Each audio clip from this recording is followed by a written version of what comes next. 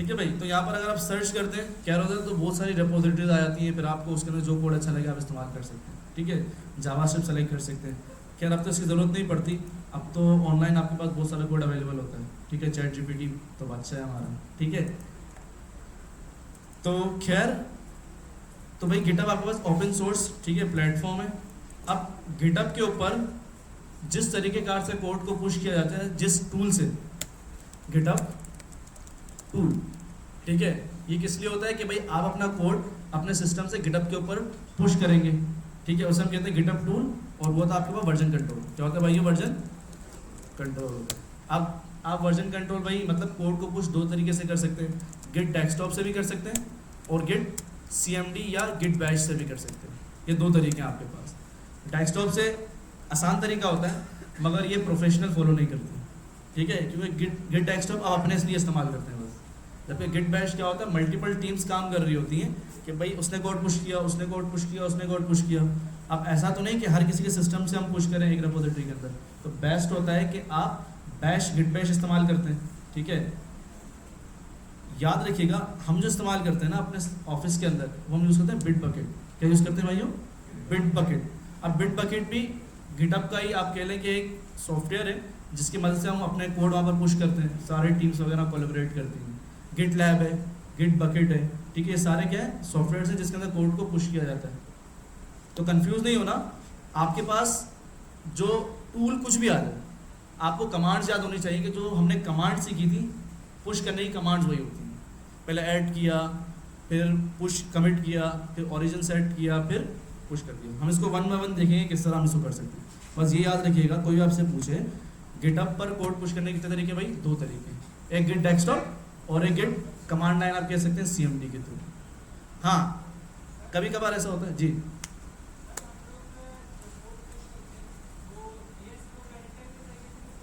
कर सकते, मगर उसके लिए गिट बैश लाजमी, वर्जन कंट्रोल तो लाजमी है ना भाई। सब कर सकते, सब कर सकते। आप अपनी एक ब्रांच को दूसरी ब्रांच में मर्ज कर सकते हैं। ठीक है, या आप चाहते हैं GLI मतलब गिटहब से जाकर डायरेक्ट भी मर्ज कर सकते हैं, दोनों सीख लेंगे, मसला नहीं। ठीक है, यस।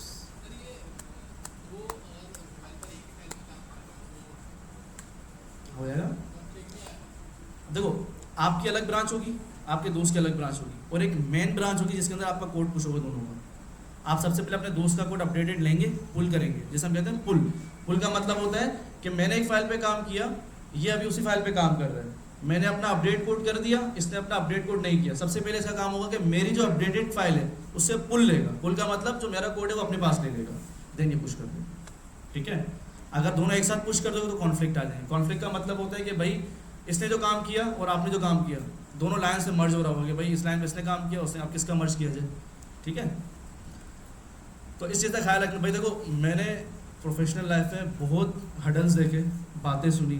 ठीक है, इवन के भाई मुझे गिट स्टार्ट में सिर्फ पुश करना कोड आता था, और पुश भी ऐसा कि बस मदद देनी पड़ती थी। देन भाई जब मैं सॉफ्टवेयर हाउस में गया, क्योंकि गिट का इतना पता भी नहीं था मुझे, तो मैंने काफ़ी हडल्स देखे। जब भी मैं आपसे डिस्कस कर रहा हूँ, सीनियर्स ये बोलते थे कि यार तुम्हें आता क्या है, गिट ही नहीं आता तुम्हें।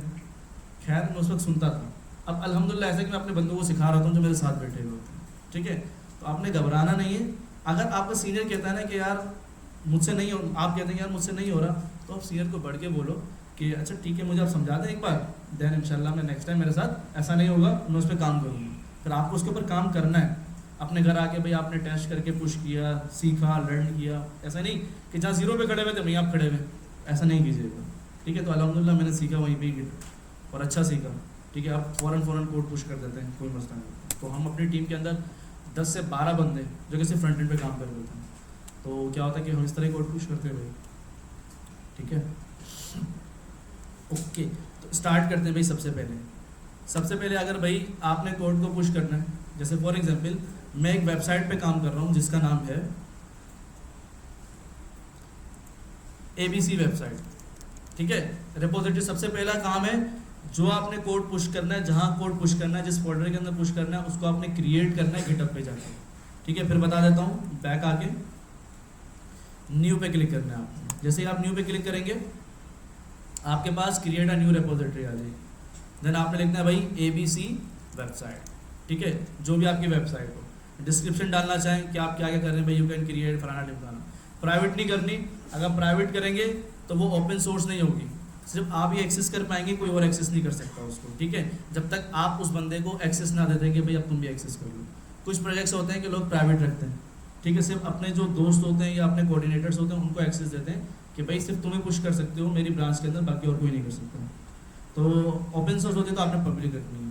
अगर आपने रीड भी चाहिए कि भाई आपका जो प्रोजेक्ट है उसके नीचे आपने डिस्क्रिप्शन डालनी है कि मेरा प्रोजेक्ट है, मैंने ये किया है, फलाना लिंक डालना है, तो उसके लिए आप क्या डालते हैं, ऐड रीड मी करते हैं, वो भी देख लेंगे, चले ऐड भी रीड मी भी डाल देते हैं।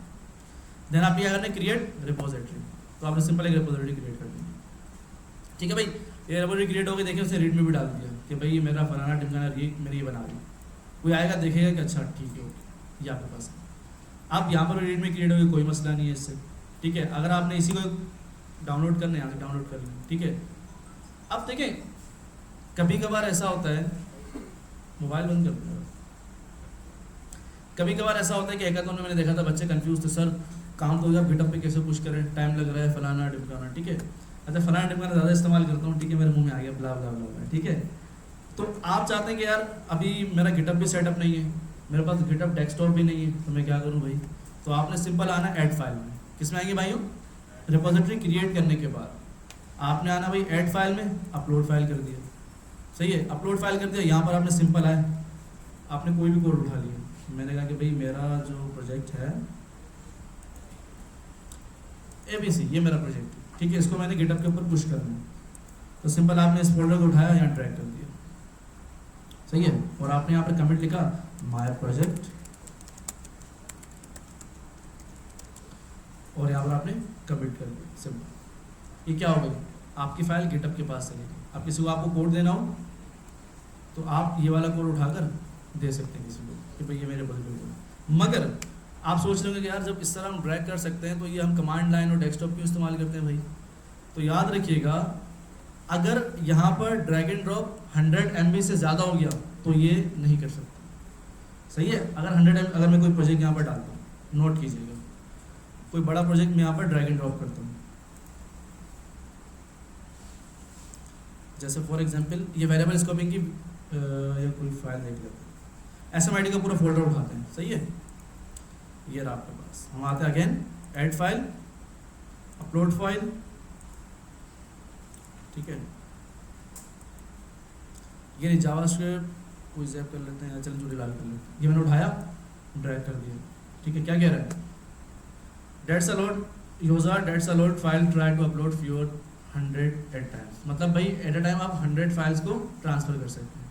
तो भाई यहाँ पर फंस गए हम, ऐसा है ना, तो उसलिए हम इस्तेमाल करते हैं version control git CMD CLI जिसको कहते हैं, कमांड लाइन इंटरफेस, ठीक है। CLI का मतलब होता है कमांड लाइन इंटरफेस, और सेकंड होता है आपके पास गिट डेस्कटॉप। क्या होता है भाइयों, गिट डेस्कटॉप, ओके। तो आते हैं भाई बैक, ठीक है, हम चलते हैं। अगर मुझे इस रिपोजिटरी को डिलीट करना है तो आपने जाना है सेटिंग्स, ठीक है, देन आपने नीचे आना है सबसे डिलीट रिपोजिटरी। अगर कभी कभार आप गलती से प्राइवेट कर देते हैं अपनी रिपोजिटरी को, तो आपने यहाँ पर आना है, चेंज विजिबिलिटी करना है, और यहाँ पर चेंज टू, अगर प्राइवेट है ऑलरेडी तो यहाँ पब्लिक आ रहा होगा, अगर पब्लिक है तो यहाँ प्राइवेट आ रहा होगा, ठीक है। ऐसा नहीं है, फिर वो देख लेंगे, उसका मसला नहीं है, अलग कमांड लिखनी पड़ती है उसके लिए, ठीक है, RM वगैरह कमांड लिखनी पड़ती है, उस फाइल के ऊपर जाकर फिर उस फाइल को डिलीट करना पड़ता है, कर देंगे मसला नहीं। सॉरी नहीं, अगर आपने वहाँ बताना होगा कि मुझे ये फाइल डिलीट करनी है यहाँ से, तो हो जाए मसला नहीं, ठीक है। तो भाई क्या किया हमने, डिलीट दिस रिपोजिटरी, आपने simple I want to delete this repository, अब कह रहा है आई हैव अंडरस्टैंड, आपने सिंपल ये टेक्स्ट उठाना है जो कि आपकी रिपोजिटरी का नाम था, यहाँ पर पेस्ट करना है और डिलीट कर देना, सिंपल, सही है भाई। तो ये डिलीट हो गई, और बिल्कुल मैनुअल तरीका कहते हैं इसको कि भाई आप अपना कोड को पुश कर सकते हैं गिटहब के ऊपर। अब हम आते हैं भाई कमांड लाइन पर, तो भाई मैंने बना ली भाई टेस्ट नहीं, हम test1 SMIT चीते, ठीक है, और हमने क्या कर दी भाई क्रिएट रिपोजिटरी है। ऑब्वियसली बात है भाई, अगर फोल्डर नहीं होगा तो कैसे उसके अंदर कोड पुश करोगे, नहीं, CMD से नहीं बनती, ठीक है। आपको गिटहब में जाके रिपोजिटरी क्रिएट करनी पड़ती है, सही है भाई। उस वक्त हमने रीडमी ऐड की थी तो आपके पास एक बटन आ रहा था फाइल ऐड करने का। मैनुअल तरीका अगर इस तरह आ रहा हो आपके पास तो आप यहाँ से कर सकते हैं, क्रिएट न्यू फाइल। नज़र आ रहा है सबको भाई? यहाँ से कर सकते हैं। क्या हमने क्या करना है, CLI से करना है। अच्छा, तो सबसे पहला आपने टिप रखना है git bash। क्या करना है भाइयों? git bash डाउनलोड करना है। तो आप git bash पे जाएंगे, अपना सिस्टम देख लीजिएगा 32 बिट है या 64 बिट है। आपने विंडोज़ में जाना है, अगर मैक है तो मैक से कर लें, 32 या 64 देख लीजिएगा अपना सिस्टम। जैसे डाउनलोड करेंगे, डाउनलोड होने के बाद इंस्टॉल करते जाएंगे, next next next next next, तो आपके पास इंस्टॉल हो जाएगा। सही है भाई? सिंपल है, बच्चों वाला तरीका, इंस्टॉल दिखाना तो नहीं पड़ेगा, ठीक है। जैसे आप डाउनलोड करेंगे तो आपके पास नेक्स्ट नेक्स्ट करके आप इसको इंस्टॉल कर लेंगे। जैसे ही इंस्टॉल कर लेंगे आप, तो अगर फॉर एग्जाम्पल मैं यहाँ पर एक फोल्डर क्रिएट कर रहा हूँ SMIT 11 के अंदर गिट कोड, ठीक है, CMD कोड स्पेस डॉट,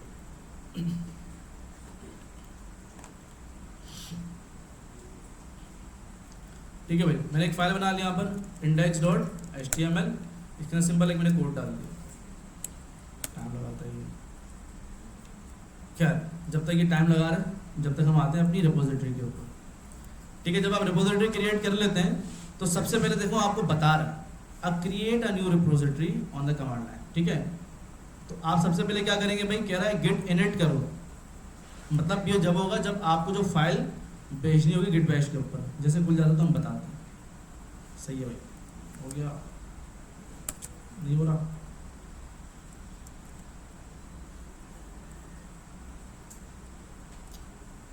क्या तो भाई जहां आपने फोल्डर बनाया, ठीक है, जहां आपने फोल्डर बनाया, ठीक है, आपने वहां करना है राइट क्लिक। क्या करेंगे भाइयों?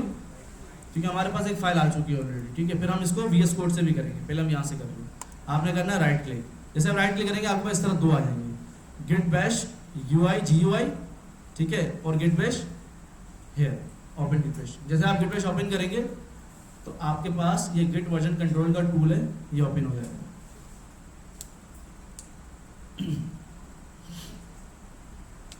चल जा भाई,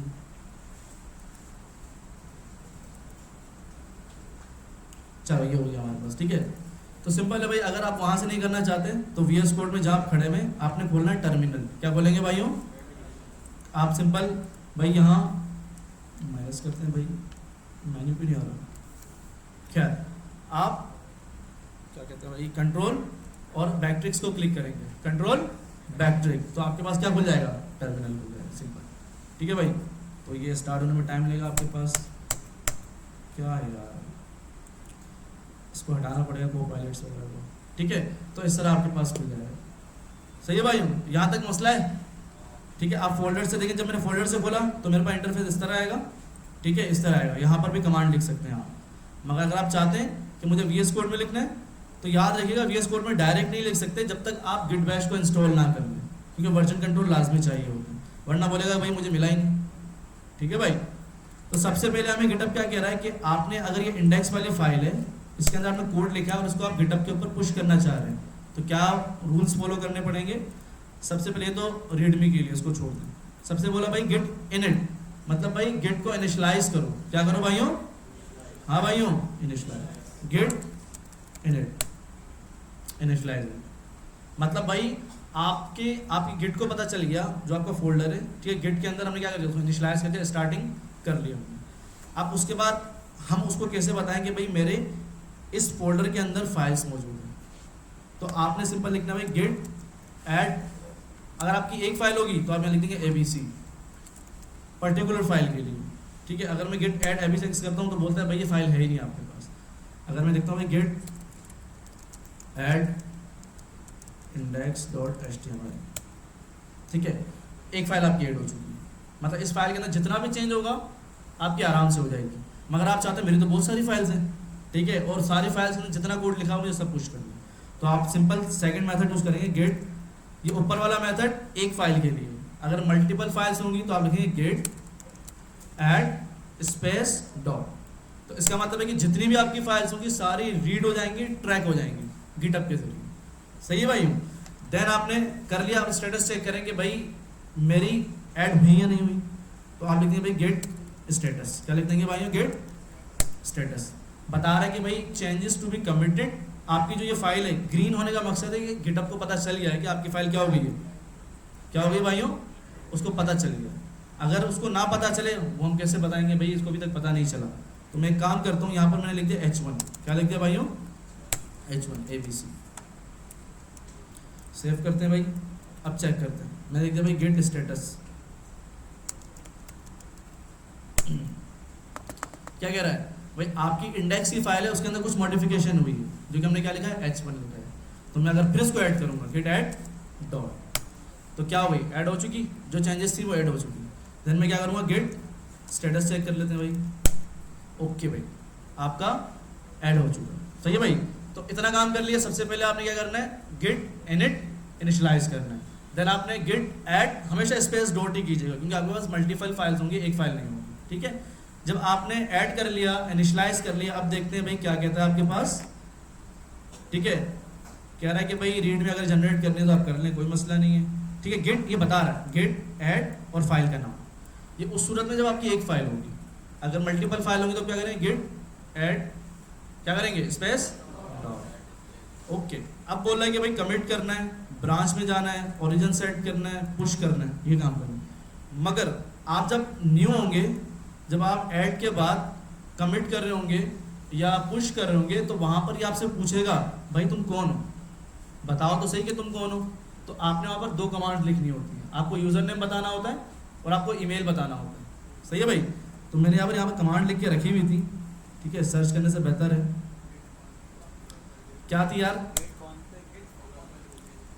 हम उठा लेते हैं, मसला नहीं है। ठीक है, कहाँ गई? मैंने स्टिकी नोट पे रखी हुई थी। क्या थी भाई?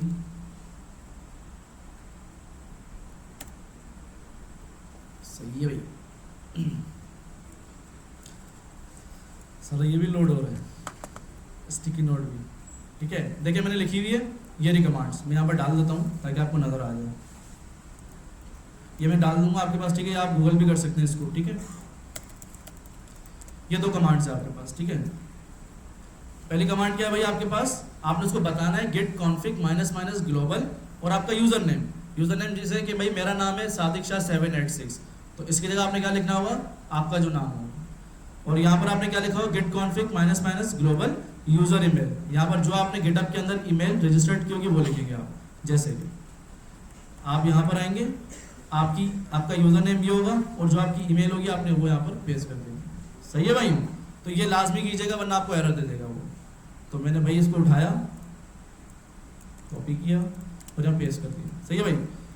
यूजर नेम को उठा के मैंने क्या कर दिया भाई? सादिक शाह 786। सही है भाई। मैंने उसको बता दिया कि भाई मैं इंसान हूँ। ठीक है। देन आ गया भाई ईमेल। ठीक है, जो आपकी ईमेल रजिस्टर्ड होगी वही आपने डालनी है। आपसे वेरिफिकेशन मांगेगा आपके ब्राउजर के ऊपर, तो ब्राउजर खुला रखिएगा, उसको आपने वेरीफाई करना, तो यहाँ पर वेरीफाइड हो जाएगा। ठीक है, शाह सादिक मेरी ऑलरेडी हुई है तो मुझसे वेरीफाई नहीं मांगूंगा। gmail.com। ठीक है भाई, सक्सेसफुली हमने क्या कर दिया? वेरीफाइड करवा दिया अपने आप को गिटहब के अंदर। यस।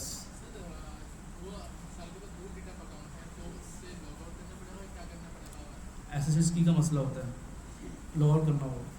आप जब पुश कर रहे होंगे वो उस वक्त आपको बता देगा, टेंशन नहीं है। आप जब उसको कॉन्फ़िगर आप करवा देंगे कि भाई मैं ये हूँ, तो बोलेगा ऊपर ठीक है, वो उसको कर देगा। वरना आपको की सेट करनी पड़ती है गिटहब में जाके, बता दूँगा मैं। ठीक है, SSH की होती है, वो सेट करनी होती है आपको। सही है भाई। क्यों हंसी आ रही है? कौन है? लतीफ़ा सुना रहा हूँ। बराबर वाला भी हंस रहा है, मतलब 3 इडियट्स बैठे हुए तीनों हंस रहे हैं। खैर, तो भाई मसला नहीं है भाई, हंसे कोई बात नहीं, चीते बंदे भाई तीनों। ठीक है, आते हैं भाई। हमने क्या करवा लिया? पहला गेट इनिट करवा लिया, दूसरा ऐड करवा लिया, तीसरा हमने कॉन्फ़िगरेशन कर ली गिटहब को। ठीक है कि भाई मैं इंसान हूँ, मेरी ईमेल ही है। सही है, ये काम हो गया।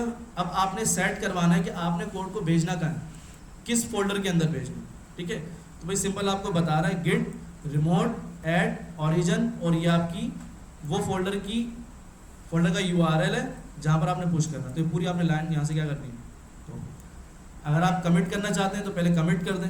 कमिट का मकसद ये होता है कि आपने गिटहब को बताना है कि भाई ये चीज़ इस फाइल के अंदर मैं भेज रहा हूँ, मतलब सेव करवा रहा हूँ आपके पास। गिट कमिट -m इंडेक्स की फाइल, ठीक है भाई, कमिट हो गया। जब इस तरह आपके पास आ जाए कि भाई 1 फाइल चेंज और 14 फाइल इंसर्शंस, तो आपके पास इस तरह आ गया क्रिएट मोड, ठीक है। अब आपने कमिट कर दिया। अब अगर मैं गिट पुश करूंगा ना, ठीक है, गिट पुश कह रहा है कि भाई बताओ तो सही गिट पुश कैसे करना है, ठीक है। तो हम सबसे पहले इसको बता रहे हैं उसकी रेपोजिटरी, क्या बता रहे हैं भाइयों। अगर आप मैन के अंदर डालना चाह रहे हैं कोड को, तो आप गिट ब्रांच -m मैन कर दें कि भाई मुझे मैन के अंदर इसको पुश करवाना, सही है। तो मैं आएगा भाई यहाँ पर गिट ओरिजिन उसको दे रहा हूँ, सिंपल कॉपी पेस्ट करनी है कमांड्स और कुछ भी नहीं है, ठीक है। उसको पता चल गया कि भाई ये कोड इस रेपोजिटरी में पुश होगा। सिंपल आपने लिखना है गेट पुश। कह रहा है कि भाई जब पहली बार आप कोड पुश करेंगे तो आपको ये बता रहा होगा गेट पुश -setup स्ट्रिंग ये डालोगे।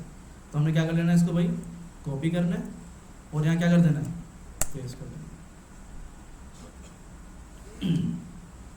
टाइम लेगा, ये कोड पुश हो चुका है, सिंपल। कह रहा है कि भाई आपका जो मास्टर से मास्टर के अंदर कोड पुश हो गया, सही है भाई। अब चेक करते हैं कि भाई हमारे रिपोजिटरी में कोड आया नहीं आया, ठीक है भाई, कोड आ चुका है और आपकी फाइल भी ट्रैक हो चुकी है। अब मैं चाह रहा हूँ कि यहाँ पर मैं ये यहाँ ब्रांच होती है, क्या होती है भाइयों, ब्रांचेस होती हैं। ये देखें, ये एक मास्टर ब्रांच है, ये उसलिए इस्तेमाल की जाती है कि भाई अगर आप मल्टीपल लोग हैं एक वेबसाइट पे काम कर रहे हैं तो सब अपनी अपनी ब्रांच निकालते हैं एक रिपोजिटरी के अंदर। जैसे मैंने काम किया ABC, किसी और ने किया CDE, तो सबने अलग अलग ब्रांच निकाली और इसी के अंदर पुश करते रहे, ठीक है। मास्टर्स के अंदर क्या किया भाई, पुश करते रहेंगे आप। तो अब अगर मुझे ब्रांच निकालनी है तो मैं कैसे निकालूंगा भाई, सिंपल गिट चेकआउट का मतलब होता है कि भाई उस ब्रांच के ऊपर पहुंच जाओ, और -b का मतलब एक नई ब्रांच निकालना, कहाँ से, मास्टर से। कहाँ से निकाल लो भाइयों, अभी करंट में कहाँ खड़ा हुआ हूँ, मास्टर्स पे खड़ा हूँ। अगर आप देखें सबसे कोने पर लेफ्ट पे मास्टर लिखा हुआ आ रहा है सबको, तो मतलब अभी मैं किस ब्रांच पे खड़ा हुआ हूँ, मास्टर पे खड़ा हुआ हूँ। अब मैं गिट चेकआउट -b कर रहा हूँ, इसका मतलब मैं मास्टर पे खड़े रहकर एक और ब्रांच निकाल रहा हूँ जिसका नाम है भाई सादिक। क्या है भाइयों, सादिक, ठीक है। ये मैंने क्या किया, switch to a new branch Sadiq. अब मास्टर में नहीं है वो कहाँ पर है, सादिक की ब्रांच। अब जो भी आप काम लिखेंगे वो किसकी ब्रांच में जाएगा, सादिक की ब्रांच में जाएगा, ठीक है। अब आते हैं भाई, चेक करते हैं कि भाई ब्रांच हुई या नहीं हुई, रिफ्रेश कर लेते हैं भाई, ठीक है। क्या हो गया भाई, क्या है, हम कोड पुश करते हैं, ठीक है। तो ये आ गया भाई, मैं यहाँ पर कुछ चेंजेस कर रहा हूँ, ठीक है, कुछ भी चेंजेस करते हैं। अब मुझे क्या करना पड़ेगा, चेंजेस किए हैं, सबसे पहले क्या करना पड़ेगा भाइयों, क्या करना पड़ेगा, सबसे पहले मैंने ऐड करना पड़ेगा। मैं चेंजेस किए ना, जब आप चेंज करेंगे आपने ऐड करना पड़ेगा। क्या करना पड़ेगा भाइयों, गेट ऐड डॉट, वापस आपने क्या करना है, कमिट करना। अब वो कुछ भी नहीं बताना, आप ओरिजिन ऑलरेडी दे चुके हो एक बार कि भाई मुझे इस फोल्डर के अंदर पुश करना है। आप सिंपल क्या करेंगे, कमिट, और कमिट चेंज कर दें जो अगर आपने करना हो, ठीक है। सादिक का कोड, जैसे अगर मैंने वेबसाइट के ऊपर हेडर बनाया तो आप कमेंट में लिखेंगे हेडर कोड या कुछ भी आप लिख सकते हैं यहाँ पर, ठीक है। आपने क्या किया, कमिट कर दिया। अब आप लिखेंगे सिर्फ गेट पुश, क्योंकि आप एक बार बता चुके हैं उसको कि भाई गेट पुश, ठीक है भाई। देखें, अब पहली बार आप सादिक की ब्रांच के अंदर पुश कर रहे हैं तो आप उसको बताएंगे भाई git push minus set upstream origin Sadiq. गलत लिखा है, अच्छा, चलो भाई, तो सही है भाई। तो ये आपका कोड पुश हो जाएगा अनदर ब्रांच में, जो कि सादिक की ब्रांच है। हाँ भाई,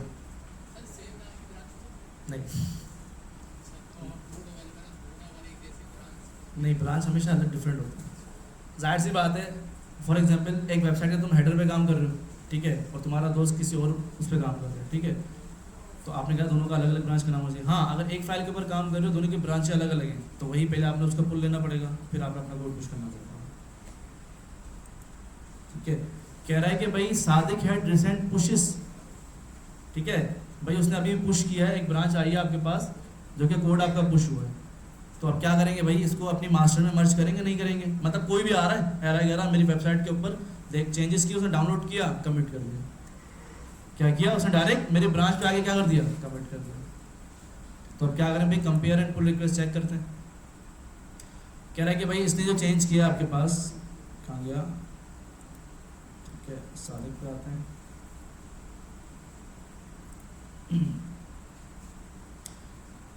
ये रहा, ठीक है, कह रहा है कि भाई ये आपके पास बॉडी थी आपके पहले, और अब आपके पास ये चेंज आया है, तो क्या आप इसको एक्सेप्ट करना चाहेंगे?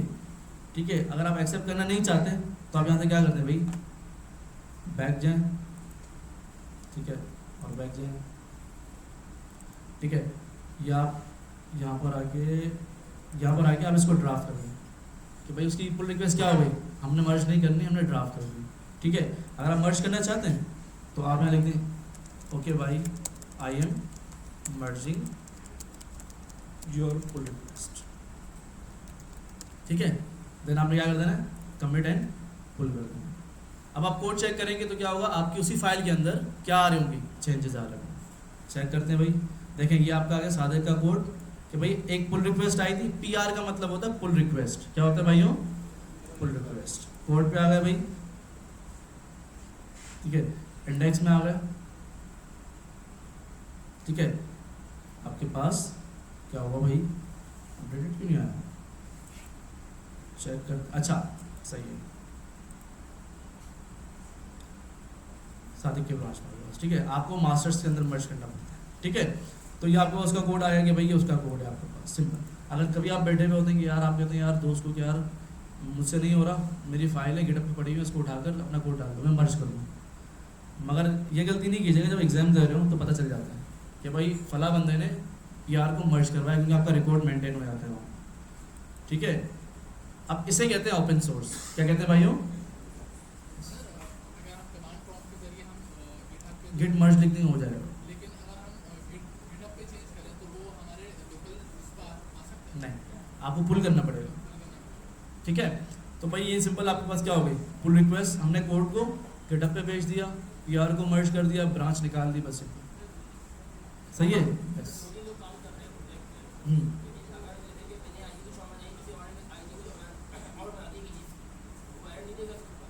कॉन्फ्लिक्ट देगा ना, बताया ना मैंने आपको आप भी उसी फाइल पे काम कर रहे हैं, आपका दोस्त भी उसी फाइल पे काम कर रहा है, आपने कम्युनिकेट करना पड़ेगा कि भाई मैंने भी इस फाइल पे काम किया है, तुमने भी इस फाइल पे काम किया, मुझे बताओ पहले, तुम कोड पुश कर दो गिटहब के ऊपर, फिर मैं क्या करूँगा, तुम्हारा कोड डाउनलोड करूँगा, फिर उसके अंदर अपने चेंजेस डालूंगा, फिर वापस गिटहब पे पुश कर दूँगा। ठीक है, उसे कॉन्फ्लिक्ट कहते हैं। ये आप सुनेंगे इंशाल्लाह जब इन्वायरमेंट में जाएंगे तो आपको डेवलपर कहेगा भाई तुम्हारे कोड के अंदर कॉन्फ्लिक्ट आ रहे हैं। तो फर्स्ट रीज़न कॉन्फ्लिक्ट की ये होगी कि आपने किसी की और की फाइल पे काम किया। सेकंड कॉन्फ्लिक्ट कि भाई अगर किसी और बंदे ने कोड पुश कर दिया और आपने भी कोड पुश कर दिया, चाहे आपने अलग अलग फाइलों पे काम किया, मगर आपका कोड अपडेटेड नहीं होगा, उसका कोड क्या होगा, अपडेटेड होगा, उसकी चेंजेस आपके पास नहीं होंगी, क्योंकि उसकी PR क्या हुई, पहले मर्ज हुई। तो क्या होगा भाई, कॉन्फ्लिक्ट। सही है, घबराने की जरूरत नहीं है, वक्त के साथ आप लोग सीख जाएंगे इन्वायरमेंट में। अभी इतना बस अपनी बेसिक लेके जाएं कि भाई आपको पुल मतलब आपको कोड पुश करना आना चाहिए, ठीक है, ब्रांच बनाना आना चाहिए और मर्ज करना आना चाहिए, सिंपल। सही है भाइयों, कोई मसला तो नहीं है। एक और चीज़, बाकी मेरे पास इस इंडेक्स की फाइल को मैंने करना है डिप्लॉय। क्या करना है भाइयों, अक्सर कहते हैं ना गिटहब की होस्टिंग भी होती है आपके पास, ठीक है, सिंपल याद रखना, यहाँ पर भी यही सिनेरियो है, आपकी मेन बार इंडेक्स की फाइल लाजमी होनी चाहिए, उसके साथ आपकी मल्टीपल फोल्डर्स फाइल्स जो भी लिंक हों उससे कोई मसला नहीं, मगर याद रखिएगा आपके पास इंडेक्स की फाइल लाजमी होनी चाहिए बाहर रूट डायरेक्टरी में। आपने जाना है सेटिंग्स में, आपने जाना है पेजेस में, पेजेस में जाने के बाद बोल रहा है कि भाई ब्रांच से डिप्लॉय करना है, ठीक है, मैंने कहा हाँ भाई ब्रांच से डिप्लॉय करना है, ठीक है, तो आपको ये कहेगा ब्रांच से करना, एक्शन पे कर दिया, ओके ब्रांच पे करना है, ठीक है, ब्रांच से आपको डिप्लॉय करना है। तो ये कह रहा है भाई मास्टर से करना है रूट के अंदर, ठीक है, मैंने कहा कि भाई सादिक ब्रांच से आप क्या करवा दो, अगर सादिक से करना है, ठीक है, अगर मास्टर से करना है तो आपका डिप्लॉय हो जाता है। मतलब जो सादिक का अपडेटेड कोड था वो PR आपके पास मर्ज हो गई और आपका लिंक मिल गया। थोड़ी देर वेट करना पड़ता है यहाँ पर, ठीक है, कुछ मिनट शायद वेट करना पड़ता है। मैंने गिटअप बहुत पहले की थी जब हम पढ़ लेते हैं, ठीक है। तो आप रिफ्रेश करते रहेंगे, यहाँ पर आपके पास एक लिंक बन जाएगा। जैसे फॉर एग्जांपल मेरी रेपो का नाम क्या है, SMIT चीते, ठीक है, .github.io। इस तरह आपकी कोई होस्टिंग का लिंक बन जाएगा। ऐसे ही होता है ना भाइयों, रिफ्रेश हो जाता है, टाइम लगता है शायद 30 सेकंड। तो क्यों नहीं है, हैं चला गया, कहाँ है ही नहीं यार। मुझे याद पड़ता है ना कि यहाँ पर आ जाता है खुद ब खुद, ये आ गया, सही है भाई, ये आ गया। आपके पास थोड़ी देर लगती है, लिंक आ जाता है, ठीक है। अगर आप नेटलीफाई पे नहीं करना चाहते, आप चाहते हैं कि मैं गिटहब पे पुश करता रहूँ और मेरा लिंक अपडेट होता रहे, तो ये खुद ब खुद अपडेट होता रहेगा आपके पास लिंक। क्लिक करेंगे भाई आपकी क्या खुल जाएगी, वेबसाइट। सही है, गिटहब की होस्टिंग भी हो गई आपके पास। तो ये हमने बहुत पहले इसलिए संभाल के रखा हुआ था ताकि आप लोग थोड़ा कोड और सीख जाए मजीद, तो उसके बाद हम इसको करेंगे। तो सिंपल है, कोई मसला नहीं है, ठीक है। रिपोजिटरी जब बना लेंगे तो आपको इंस्ट्रक्शन बता रहा होगा कि पहले ऐड करें, इनिट करें। मेरे साथ सारे बताएं भाई, सारी कमांड्स, ताकि आपको याद आए। सबसे पहले इनिट करने से पहले, ऐड करने से पहले कुछ भी नहीं करें। सबसे पहले आप ये 2 लाइन जो लिखी हुई है, ये आपने सबसे टॉप पर लिख देनी है, ठीक है भाई।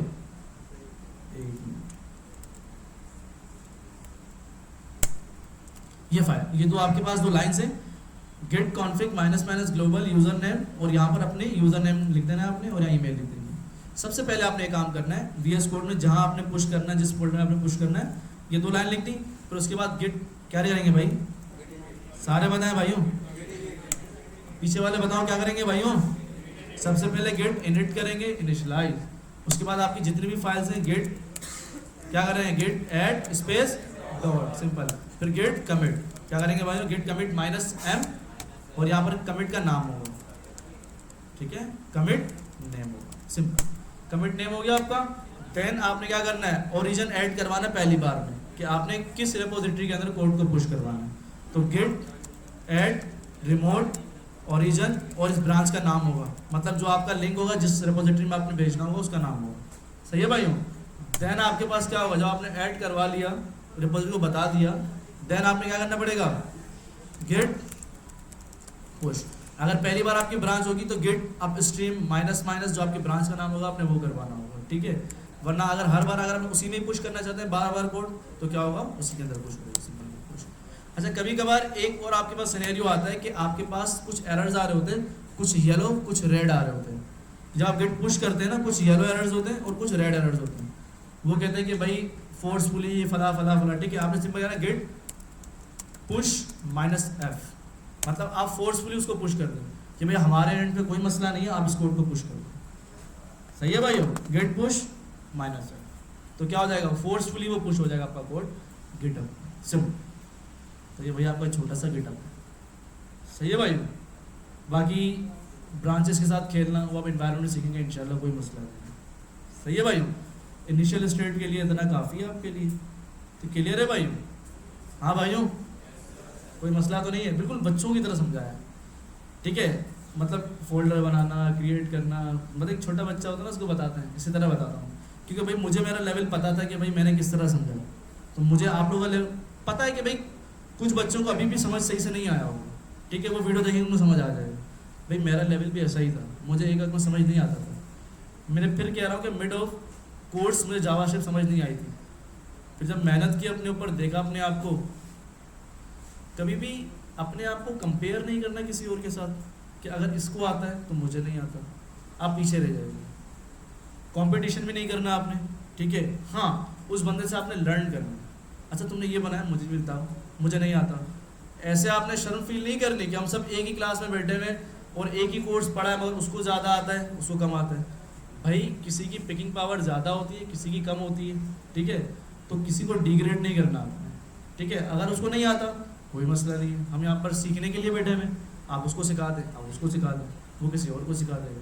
अगर यही स्ट्रेटेजी फॉलो करेंगे ना, तो भाई हमारा इंशाल्लाह ये बेच निकलेगा। अगर एक दूसरे को काटेंगे तो यही होगा कि भाई सिर्फ हम यहाँ पर आए, प्रायोरिटीज़ पूरी की, अपना अपना काम किया और चले गए।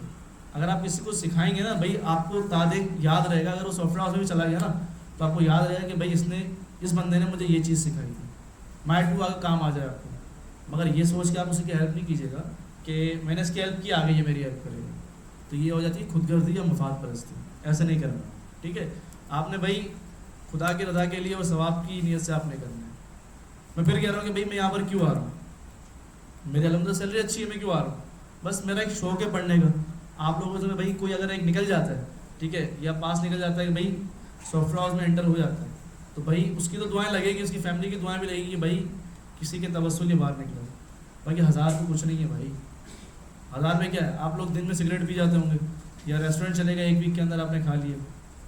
बाकी वो बात अलग है कि 1000 रुपये रखें, पूरे वीक तक 10,000 रुपये इस्तेमाल कर रहे हैं, ठीक है। हर किसी का माइंडसेट अलग होता है भाई। 1000 रुपये कुछ मायने नहीं रखते। एक मंथ के अंदर अगर आप 50-50, 100 भी जमा करते हैं तो अपनी फ़ीस आप खुद निकाल लेते हैं, ठीक है। 1000 रुपये इसलिए जाता है कि भाई आप मतलब आप ये शिकार ना हो कि भाई हम फ्री में पढ़ लें या फलाना टिमका, ताकि आप मेहनत करें कि भाई हम पे कर रहे हैं, मेहनत भी करें, ठीक है। बाकी यार यहाँ आने का मकसद फिर मैं बता रहा हूँ, आके बैठ के मोबाइल यूज़ करके टाइम पास करके चले जाना नहीं है, कुछ हासिल नहीं होगा। मुझे पता है कोई बच्चे औरंगी से आते हैं, कुछ कोरंगी से आते हैं, ठीक है, कुछ मलीर से या कुछ कहीं से आते हैं, तो भाई आप अपना टाइम लेकर यहाँ पर आते हैं, सीखते हैं। फिर भी अगर आप मोबाइल इस्तेमाल कर रहे हैं और कुछ हासिल नहीं करके जा रहे हैं तो फिर आपके लिए फजूल है, सही है भाई। तो मुझे अभी भी याद है, मैं इस सेकंड रो में बैठता था, थर्ड रो में सेकंड रो में बैठता था, ठीक है, बिल्कुल छुप के बैठता था, सर मुझसे कोई सवाल ना कर लें, सही है, जो सच है वो सच है, ठीक है, सर मुझसे कोई सवाल ना कर लें। फिर जब मिड ऑफ द कोर्स ख़त्म हो गया तो फिर मैं खुद सवाल पूछता था, सर जिस तरह एहतशाम पूछता है कि सर ये बता दें, सर वो बता दें।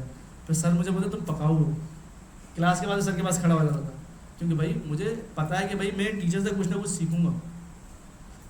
इवन कि अगर कोई स्टूडेंट मुझे सिखाता है तो मैं वेलकम करता हूँ कि भाई थैंक यू, मेरे लिए अच्छा है ना भाई। मैं ये छोड़ा मैं नहीं बोलूँगा यार मुझे भी आता था, ये तो मैं भी कर सकता था। अब वो भी डिग्रेड हुआ, उसकी नज़र में मेरी इमेज ख़राब हो गई कि सर तो फुल छोड़े में होते हैं, कुछ बताओ तो सर बोलते हैं तो मुझे पहले से ही आता है। तो ये सब बताने का मकसद है कि भाई मुझ पर बीती है तो मैं आप लोगों से शेयर कर रहा हूँ, वरना भाई शेयर करने का कोई मकसद ही नहीं बनता। हम तो क्लास ले रहे हैं यहाँ पर, ऐसा ही ना भाई। तो भाई मैं आऊँ क्लास पढ़ाऊँ और यहाँ से चला जाऊँ। तो प्रोफेशनल तरीका यही है कि भाई आपने सिखाना है, सीखना है। अब यकीन करें मैंने आप लोगों से बहुत कुछ सीखा है, आप लोगों को पढ़ा कर, ठीक है, पढ़ा कर मतलब बेतहाशा जब मैं बैठ रहा होता हूँ ना, मैं अपने आप को देखता हूँ कि यार मतलब आप लोगों को पढ़ा कर मैंने बहुत सीखा। मेरी गिटअप मेंटेन हो गई, मेरे लिंक्डइन के ऊपर मार्केटिंग हो गई, सही है। यूट्यूब के ऊपर आप लोग वीडियो देख रहे हैं तो वो भी अच्छा है कि मतलब मुझे अच्छा फील होता है कि यार लोग मेरी वीडियोस देख रहे हैं। ऐसा नहीं कि मेरे पास पैसे आएंगे, पैसा तो अहमद लेकर जाएगा, सही है, क्योंकि जीमेल पे इसके अकाउंट बना हुआ है, ठीक है। हैं हाँ एड्स भी आ रहे हैं, मैंने देखा, कह रहा अहमद ने लगा लिया हुआ छुप के, ठीक है। टिप्स और ट्रिक्स बता दो, अभी बताया तो मैंने। अपने रेज्यूम मेंटेन करें, अपने गिटअप का अकाउंट अच्छा करें। अब आपने फायरबेस पढ़ लिया, फायरबेस को इस्तेमाल करें, कुछ ऐसे स्ट्रॉन्ग प्रोजेक्ट अपने फिलहाल के लिए बना लें ताकि आप सॉफ्टवेयर हाउस में एंटर हो जाए। जैसे ब्लॉग वेबसाइट है भाई, इसको इतना पावरफुल बना लें, क्विज एप्लीकेशन बना लें भाई, ये आपकी पावरफुल 2 एप्लीकेशन होंगे। या कोशिश करें कि एक एम्प्लॉय का मैनेजमेंट सिस्टम बना लें या पोर्टल बना लें, जिसके अंदर भाई यूज़र आता है अपनी इन्फॉर्मेशन गैदर करता है, ठीक है, कोई और आता है रजिस्टर्ड होता है। या सिंपल आजकल अगर आपने देखा होगा ना, मैं वैसे ही देख रहा था कि एक वेबसाइट थी policeconstable.com, इस तरह की कोई वेबसाइट थी। उसके अंदर इतना अच्छा किया हुआ था उसने क्या किया हुआ है, सिंपल यूज़र से लॉगिन करवाता है और डैशबोर्ड से फाइलें डालता रहता है, PDF डालता रहता है। अब फ्रंट एंड पे सारे भाई लोग उसकी वेबसाइट पे आ रहे हैं, देख रहे हैं, उसकी रीच बढ़ रही है। तो भाई आपकी क्या है, सिंपल एक मैनेजमेंट एप्लीकेशन है। या उससे पहले मैंने आपको बताया था भाई आप सिंपल एक फूड टाइप भाई एक रेस्टोरेंट के लिए एक वेबसाइट क्रिएट कर लें, उसका नाम एक यूनिक रख दें, ठीक है। जैसे भाई बहुत चल रहे हैं यूनिक, अलविगा चल रहा है, ऐसा है ना, खाया अलविगा प्लेटर सब अमीर लोग हैं सारे माशाल्लाह। खैर तुम भाई कहने का मकसद ये कि अपने टिप्स आप मांग रहे हैं, सबसे पहले आपने रिज्यूम स्ट्रॉन्ग करनी है, सेकंड अपना गिटहब अकाउंट स्ट्रॉन्ग करना है, ठीक है। थर्ड जो आपने करना है अपने प्रोजेक्ट सेट करने हैं। बाकी 2-2, 8-8, 10-10 पेजेस की CV बनाने से कुछ नहीं होता। 1 पेज की CV बनाएं, ठीक है, जो काफ़ी होती है, जिसके अंदर आपकी सारी स्किल्स नज़र आ रही हो, आपके प्रोजेक्ट्स नज़र आ रहे हो। सर्टिफिकेट ना भी डालें तो कोई फ़र्क नहीं पड़ता। सर यस, वर्क एक्सपीरियंस में बताया तो फ्रीलांस स्टूडेंट डाल दें, मसला नहीं है। मगर भाई प्रोजेक्ट्स अच्छे होने चाहिए, ठीक है, वो सवाल करें, चुप नहीं रहना आपने।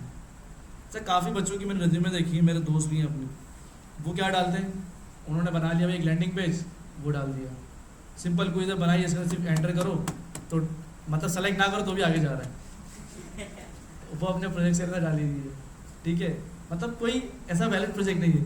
तो मैं हंसता भी उनको टिप्स भी देता हूँ, मैंने बोला भाई मैंने भी किया है ये, ऐसा नहीं करते, ठीक है। आप अपने इतने पावरफुल प्रोजेक्ट्स बनाएं कि अगर आपसे कोई पूछे तो आप बता दें। जैसे भाई आपके पास पासवर्ड जनरेटर ऐप है, ठीक है, अभी कोनन ने मुझे रिसेंटली दिखाई थी, एक ऐप बनाई थी उसने, क्लासरूम क्या थी, ड्रॉपिफाई, बहुत अच्छी एप्लीकेशन बनाई थी इसने, जिसके अंदर क्या होता था भाई कि अगर दो बंदे एक रूम के अंदर है, मतलब कि एक फोल्डर के अंदर है, तो एक दूसरे से फाइलें शेयर कर सकते हैं। फिर दो बंदे आ गए, उन्होंने अपनी फाइलें शेयर कर दी, दो बंदे और आ गए, उन्होंने अपनी फाइलें शेयर कर दी। देखो उसने सोचा और बनाया। देन अभी उसने एक ब्लॉग ऐप भी बनाई, उसके अंदर सेम उसने क्रिएट करवाया ब्लॉग, एडिट करवाया, डिलीट करवाया, यूआई भी काफ़ी अच्छी बनाई है उसने, ठीक है। तो भाई अप्रिशिएटेड है भाई, देखो मेहनत कर रहा है ना, आप लोग भी तो कर सकते हैं। वो अलग बात है कि आपका पिकिंग पावर कम है, कोई जॉब पे जाता है, किसी को टाइम नहीं मिलता, किसी की फैमिली है, कोई मैरिड है, कोई मसला नहीं, अपने लिए 1 घंटा तो निकाल सकते हैं ना, 1 घंटे के अंदर बैठ के आप लोग करें, सही है भाई। क्या ये हमारे पास थोड़ी मोटिवेशन थी। अब इंशाल्लाह हमने स्टार्ट करनी है मंडे से रिएक्ट जेएस। क्या स्टार्ट करनी है भाइयों, उसका इनिशियल स्टार्टअप ले लेते हैं आज से, ठीक है। हाँ फायरबेस कंप्लीट, ठीक है। बाकी मैं प्रोजेक्ट डालता रहूँगा फायरबेस के, ठीक है। सोच रहा था मैं कुछ क्रेड वगैरह बना के डाल दूँ, ताकि आप लोग भी उसको बना लीजिएगा, आपके प्रोजेक्ट के अंदर भी काम आएगी, ठीक है, उसका मसला नहीं। मैं अपने यूट्यूब चैनल पर ही डाल दूँगा, आप लोग उसको देख लीजिएगा पूरा, मतलब इमेज यूज़ करके, ठीक है। तो भाई सबसे पहले याद रखिएगा, रिएक्ट आपकी जावास्क्रिप्ट की लाइब्रेरी है। क्या है भाइयों, लाइब्रेरी है। अब देखिए जावास्क्रिप्ट के साथ हम HTML और CSS इस्तेमाल करते हैं, तो ताकि हम एक एप्लीकेशन बनाते हैं, ऐसा ही ना भाइयों।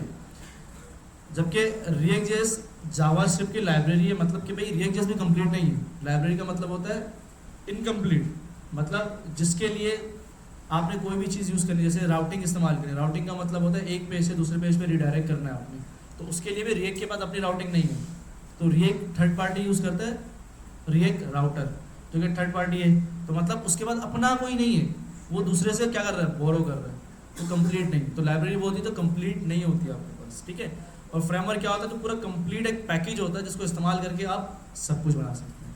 इस तरह आपके पास रिएक्ट का फ्रेमवर्क क्या है भाइयों, रिएक्ट का फ्रेमवर्क जिसका नाम है नेक्स्ट जेएस। क्या है भाइयों, वो भी हम इंशाल्लाह पढ़ेंगे। आपके पास जावास्क्रिप्ट की लाइब्रेरी रिएक्ट जेएस और रिएक्ट का फ्रेमवर्क कौन है भाई आपके पास, नेक्स्ट जेएस। तो ये आपने याद रखना चाहिए। तो भाई रिएक्ट को इस्तेमाल करने के लिए आपके पास क्या तरीक़ेकार होते हैं, कैसे करते हैं भाई। सबसे पहले रिएक्ट को इनिशियलाइज करने के लिए, इस्तेमाल करने के लिए आपको एक पैकेज की ज़रूरत पड़ती है या रन टाइम इन्वायरमेंट की ज़रूरत पड़ती है, जो कि होता है नोड जेएस। क्या होता है भाइयों, नोड जेएस ना तो फ्रेमवर्क है ना तो लाइब्रेरी है। नोड जेएस आपके पास जावास्क्रिप्ट का रन टाइम इन्वायरमेंट है। क्या है भाइयों, कैसे कि भाई अगर फॉर एग्जांपल मैंने यहाँ पर जावास्क्रिप्ट की फाइल बनाई index.js, मेरे पास Node.js इंस्टॉल्ड है, ठीक है। मैंने यहाँ लिख दिया भाई console.log hello world, ठीक है। देन मैंने क्या किया, टर्मिनल ओपन किया, ठीक है। यहाँ से मैंने नया टर्मिनल लिया, ठीक है। ओपन होने में टाइम लगेगा, चलो भाई खैर। तो ये आपके पास टर्मिनल है। जब आपका Node.js इंस्टॉल हो जाएगा तो यहाँ पर आप जावास्क्रिप्ट के कोड को डायरेक्ट रन कर सकते हैं, आपको HTML लिंक करने की ज़रूरत नहीं है, ठीक है। तो जो यहाँ पर आप देखें, मैंने यहाँ पर कह दिया भाई नोड, चलो भाई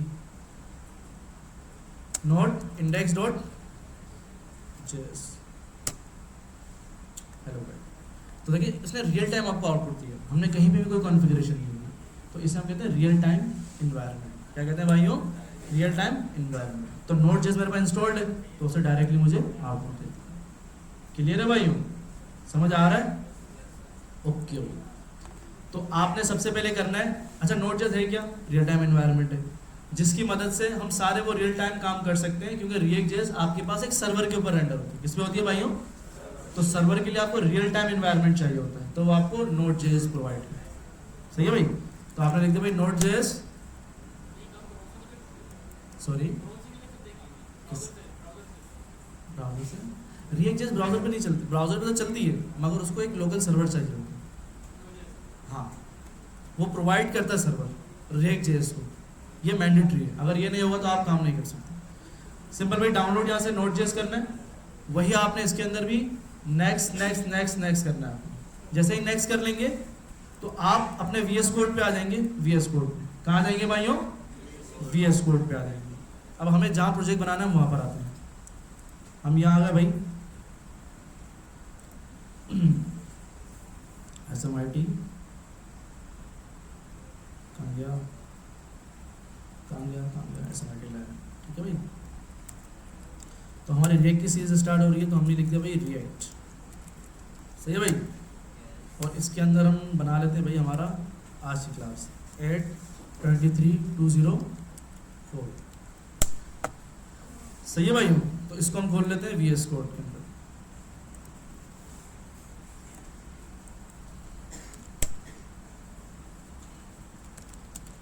Node.js इंस्टॉल जब आप कर लेंगे तो उसके बाद आपने चेक करना होगा कि भाई मेरे पास Node.js इंस्टॉल्ड हुआ या नहीं हुआ। तो आपने सिंपल टर्मिनल ओपन करना है कंट्रोल बैकट्रिक से, और आपने चेक करना है node-v। क्या करना है? node-v। आपने वर्जन चेक करना है कि भाई नोड मेरे पास सक्सेसफुली इंस्टॉल्ड है या नहीं। अगर वो एरर देगा तो मतलब आपका नोड इंस्टॉल्ड नहीं है आपके पास, ठीक है। क्या ये बोले टाइम ले रहे हैं? जब आप नोड इंस्टॉल कर लेंगे, ठीक है, सक्सेसफुली आपका नोड इंस्टॉल हो गया, तो अब बारी आती है कि React जो कि एक लाइब्रेरी है उसको आप इंस्टॉल कैसे करेंगे। सही है भाई? तो बहुत तरीके हैं। ऑफिशियल वेबसाइट के ऊपर भी, अगर हम React.js के ऑफिशियल वेबसाइट पे जाए,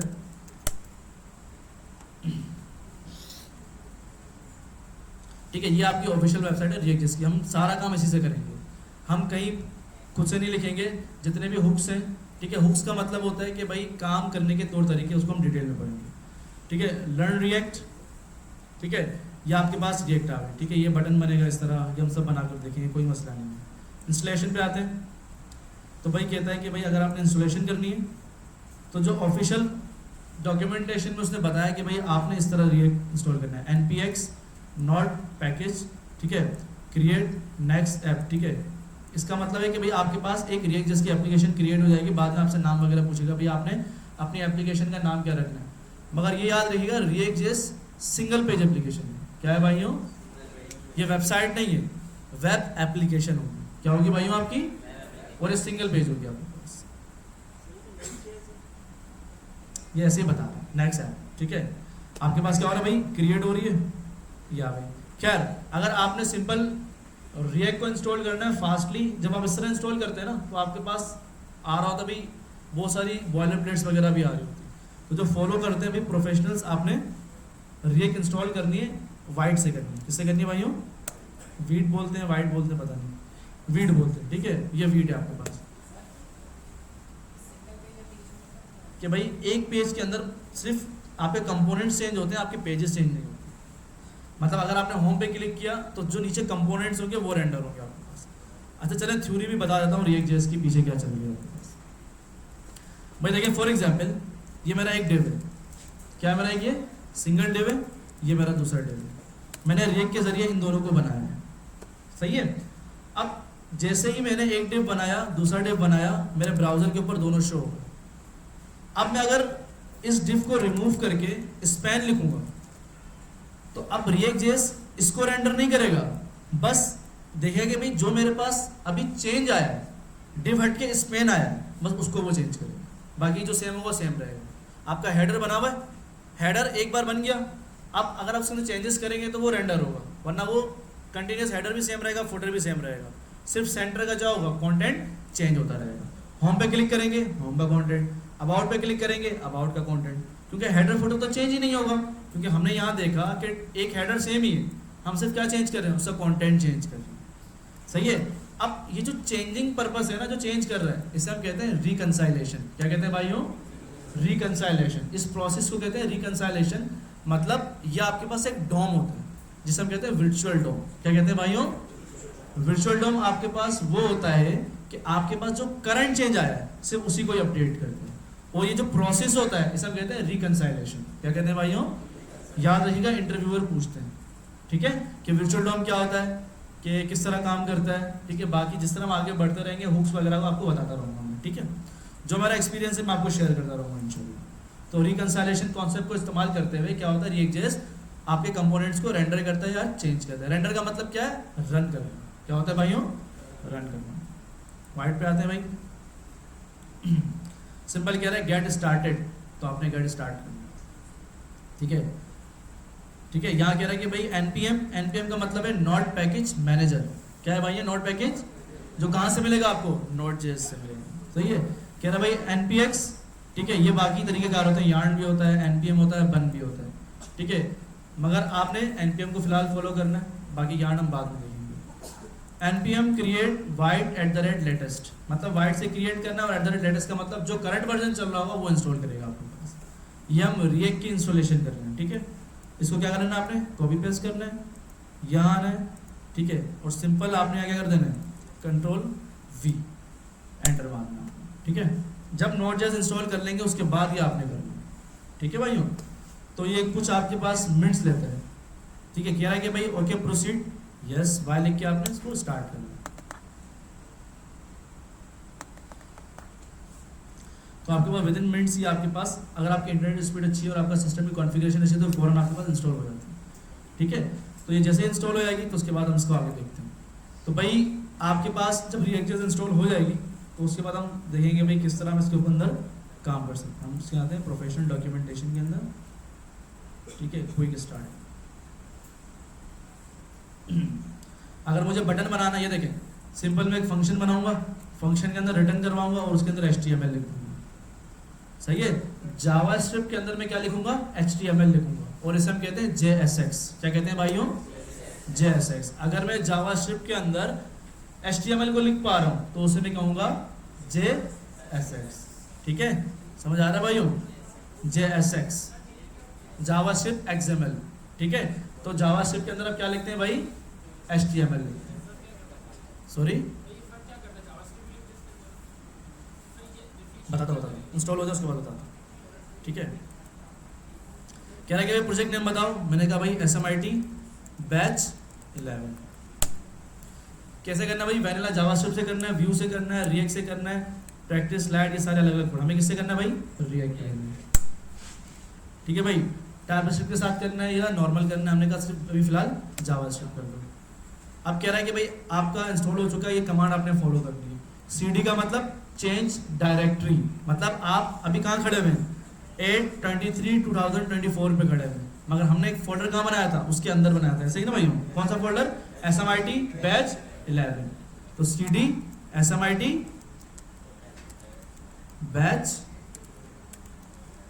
11, मैं फोल्डर के अंदर चला गया, अपनी डायरेक्टरी चेंज हो गई। देन क्या करा? npm इंस्टॉल, मतलब नोड मॉड्यूल्स इंस्टॉल करो, मतलब जो आपने पैकेज इंस्टॉल करने वो सारे नोड मॉड्यूल्स के अंदर होंगे। तो npm इंस्टॉल, तो आपके नोड पैकेज जितने भी मॉड्यूल्स होंगे वो इंस्टॉल हो जाएंगे। ये टाइम लेता है आपके पास, ठीक है। हाँ बोलो बोलो।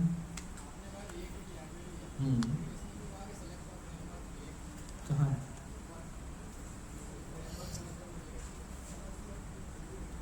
अभी देख लेते हैं भाई, अभी देख लेते हैं। वो Next.js को पढ़ते हुए कह रहा है, ठीक है।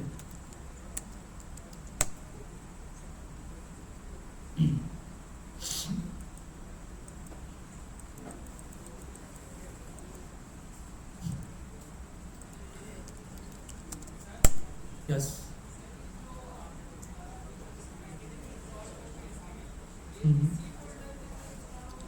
इसी फोल्डर में ग्लोबली एक्सेस भी करना चाह रहा हूँ। जिस फोल्डर के अंदर आप खड़े हुए होंगे वहीं करेंगे ना। Node.js ग्लोबली इंस्टॉल होगा, ठीक है। आपका जो प्रोजेक्ट होगा वो उसी फोल्डर के अंदर होगा, मगर Node.js क्या होगा? ग्लोबली होगा। आप डेस्कटॉप पे React का प्रोजेक्ट क्रिएट करें, ठीक है, आप किसी D ड्राइव में क्रिएट करें, किसी C ड्राइव में क्रिएट करें, क्रिएट हो जाएगा। शर्त ये कि आपका जो नोड पैकेज है क्या होना चाहिए? ग्लोबल होना चाहिए। बात रही कि भाई React.js आपके पास एक फ्रेमवर्क है, तो माइट भी भाई वेट की मतलब वाइट के अंदर से कोई उन्होंने मिस स्पेलिंग कर दी होगी, ठीक है, जबकि ऑफिशियल डॉक्यूमेंट बता रही है कि react JS is a free open source JavaScript library. दिख रहा है भाई सबको? ये देखिए, ठीक है, रिएक्ट की आपके पास ऑफिशियल डॉक्यूमेंटेशन बता रही है कि मैं एक जावास्क्रिप्ट की क्या हूँ, लाइब्रेरी हूँ। सही है भाई? तो चेक करते हैं भाई। ओके, ये इंस्टॉलिंग में भी टाइम ले रहा है आपके पास, ठीक है। यस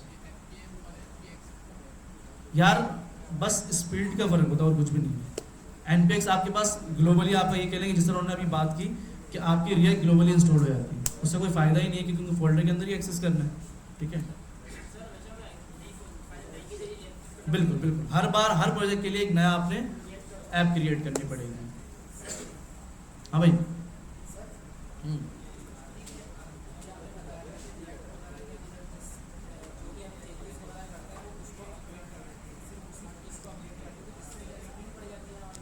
इसलिए बात है यार, फास्ट हो जाती है आपकी एप्लीकेशन। भाई आप देखें रिएक्ट, चले रिएक्ट के कुछ फायदे हम डिस्कस कर लेते हैं। सबसे पहला फायदा रिएक्ट का कि भाई रिएक्ट के अंदर आपको सेम कोड बार बार लिखना नहीं पड़ता। जैसे अगर मैंने एक बार हेडर बना लिया ना, अब मुझे मल्टीपल टाइम उसको कॉपी पेस्ट करने की जरूरत नहीं है। रिएक्ट के अंदर बनते हैं कंपोनेंट्स। क्या बनते हैं भाइयों? अब कंपोनेंट्स क्या होते हैं? वो कोड जो हम बार बार इस्तेमाल कर सकें। कंपोनेंट्स का मतलब क्या होता है? जो वो कोड जो हम बार बार इस्तेमाल कर सकें, ठीक है। तो इंटरव्यू में पूछेगा भाई बताओ रिएक्ट के अंदर कंपोनेंट्स क्या होते हैं। आपने बोलना है कि भाई अ पीसेस ऑफ कोड, ठीक है, or wrap in a folder और अ ड्राइव, ठीक है। मतलब आपने एक फंक्शन के अंदर कुछ कोड लिख लिया, उसको आपने कंपोनेंट बना लिया। अब वो आप जहाँ चाहें जिधर चाहें कहीं भी इस्तेमाल कर सकते हैं। तो इससे क्या हुआ, आपको बार बार कॉपी पेस्ट नहीं करना पड़ा। आपने एक बार बना कर रख दिया कंपोनेंट, उसको आप बार बार इस्तेमाल करें। जैसे हेडर का कंपोनेंट, फुटर का कंपोनेंट, ठीक है, आपने कार्ट का कंपोनेंट बना के रख दिया, बटन का कंपोनेंट बना के रख दिया। अब क्या होता है, जहां भी बटन इस्तेमाल करना होगा ना, वहां आप प्रॉप्स वगैरह पास करेंगे। सिर्फ बटन कॉल किया, टाइटल चेंज किया, वो चेंज हो, स्टाइलिंग ऑफ सब सेम रहती है जी। सॉरी, ब्लूप्रिंट तो आप नहीं कह सकते। हर एक कंपोनेंट का एक अपना क्या मेमोरी कंज्यूमिंग होती है।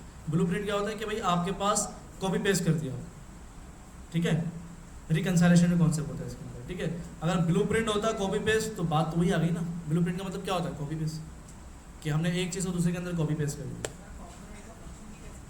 फंक्शन ही आपके कंपोनेंट्स रेंडर करवाते हैं, बनाते हैं, सही है। तो ये हो जाए इंस्टॉल, तो हम करके देखते हैं इसको। खैर, जब तक हम डायरेक्टरी को डिस्कस कर लेते हैं, ये इंस्टॉल हो जाए। देखिए भाई, सबको नजर आ रहा है? सबसे पहले आपके इंस्टॉल हो गए नोड मॉड्यूल्स। इसको आपने नहीं छेड़ना, इसके अंदर सारे आपके मॉड्यूल्स होते हैं, ठीक है। देन आपकी आती है पब्लिक डायरेक्टरी। क्या आती है भाइयों? पब्लिक डायरेक्टरी के अंदर वो तमाम चीज़ें लिंक्ड होती हैं, जैसे इमेजेस, ऑडियो, वीडियो, फॉन्ट्स वगैरह सब आपने किसके अंदर डालनी? पब्लिक के अंदर। इसके अंदर आपने फोल्डर्स बनाना है, जिस तरह हम फोल्डर बनाते थे एसेट का फोल्डर बना दिया आपने, ठीक है, एसेट्स। फिर एसेट्स के अंदर अगर फॉन्ट्स चाहिए तो फॉन्ट का फोल्डर बना दिया, इमेजेस चाहिए तो इमेजेस का फोल्डर बना दिया। फिर आपने इसको नहीं छेड़ना, सही है भाइयों। उसके बाद एसआरसी पे डिटेल में आते हैं। डॉट गेट इग्नोर्ड, मतलब जब कभी भी आप कोड पुश करेंगे तो गिटअप पर आपकी ये चीज़ें पुश नहीं होंगी। क्या क्या भाई? लॉग्स वगैरह, कंसोल लॉग नहीं होगा, ये सारी फाइल्स हैं। और नोड मॉड्यूल्स नहीं होंगे। नोड मॉड्यूल्स तकरीबन काफ़ी ज़्यादा MBs के होते हैं और हमें वो गिटअप पे कभी भी पुश नहीं करने चाहिए। आपसे कोई भी सवाल कर सकता है कि क्या मैं नोड मॉड्यूल्स को गिटअप पे पुश कर दूँ, तो आपने मना करना है कि नहीं भाई, ये प्रोफेशनल तरीका नहीं है। नोड मॉड्यूल्स को हम गिटअप के ऊपर कभी भी पुश नहीं करते, इसलिए हम उसको डॉट गेट इग्नोर की फाइल में डालते हैं, ताकि जब कोड पुश हो तो ये खुद ही उसको देख ले कि भाई यहाँ पर लिखा हुआ है नोड मॉड्यूल्स नहीं जाने चाहिए, तो वो खुद ब खुद नहीं भेजेगा। अगर हम यहाँ से हटा देंगे और कोड को पुश करेंगे, जिस तरह हमने थोड़ी देर पहले सीखा इस तरह, तो ये इसको नोड मॉड्यूल्स को भी भेज देगा। तो ये स्ट्रेटेजी सही नहीं है जी। ये जी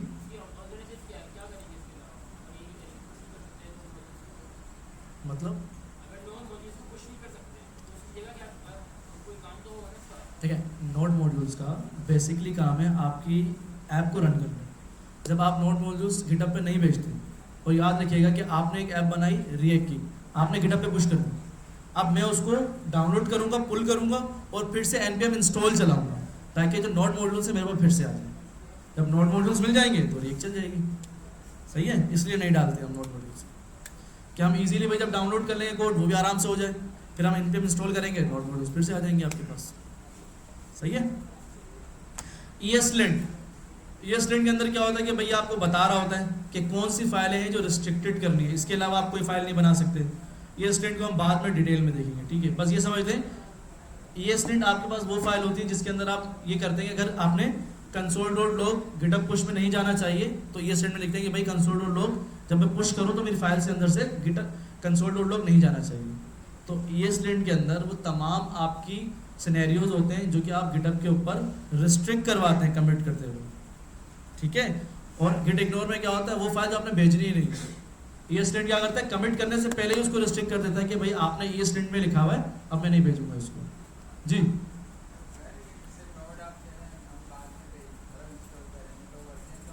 नहीं हो, आपको वो बता देगा, चीख के बताएगा कि भाई ये वर्जन आपने इंस्टॉल करना है, तो आपने जाना है गूगल पे, भाई आपने सिंपल उठाना है गिट नोट आगे वर्जन लिख के जो वर्जन चाहिए वो इंस्टॉल कर लें। सही है।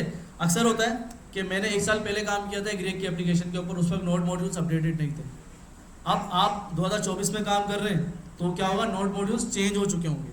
तो आप जब इंस्टॉल करेंगे ना वो आपको बता रहा होगा कि भाई मैंने यूज़ किया था 14.48, अब जो ये मांग रहा है ना, ये मांग रहा है कि भाई जो अपडेटेड होगा वो 15 है, तो आपने क्या करना पड़ेगा, पुराना वर्जन करना पड़ेगा इंस्टॉल। सही है।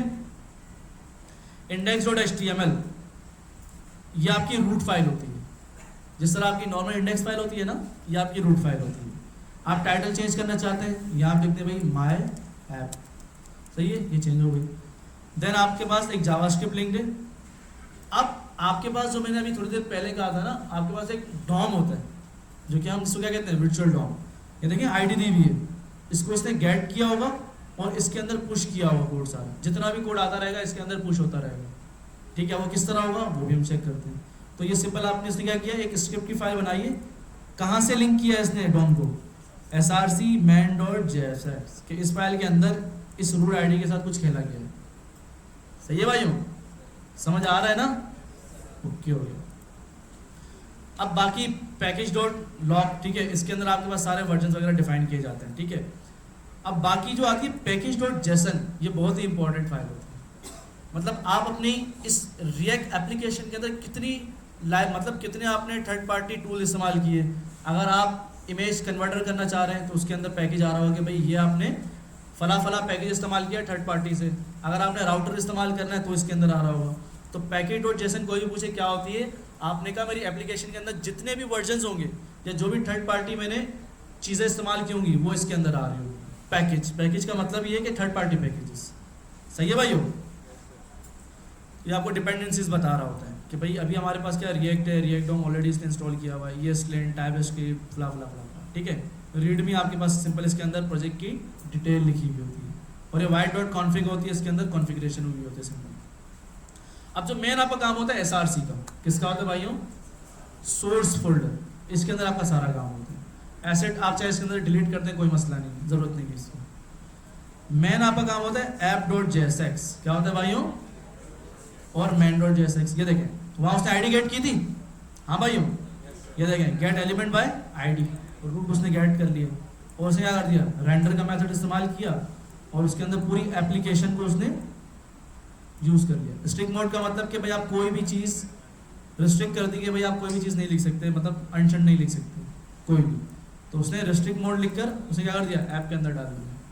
अब ये ऐप क्या है, ये आपका एक कंपोनेंट है। क्या है भाइयों, क्या है भाइयों, इस ऐप के अंदर आपकी पूरी React.js रेंडर होती है कि भाई ये कहाँ से आ रहा है। जब भी आपने चेक करना हो कि ये फाइल या ये कंपोनेंट कहाँ से आ रहा है, आपने कंट्रोल प्रेस करना है और उसके ऊपर क्लिक करना है।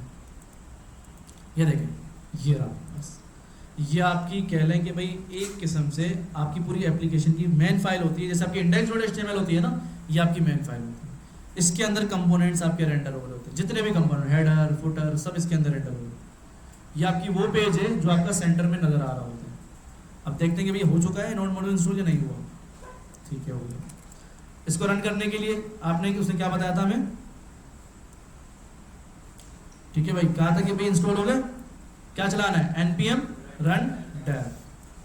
आपने सिंपल लिखना है भाई npm run dev। जैसे आपने रन किया तो आपकी React.js क्या हो जाएगी, स्टार्ट हो जाएगी, कहाँ पर, सर्वर के लिए, ठीक है। ये रहा, आपको लिंक मिल गया लोकल होस्ट का, आपने इस पर क्लिक करना है। ये आपकी React.js स्टार्ट हो गई।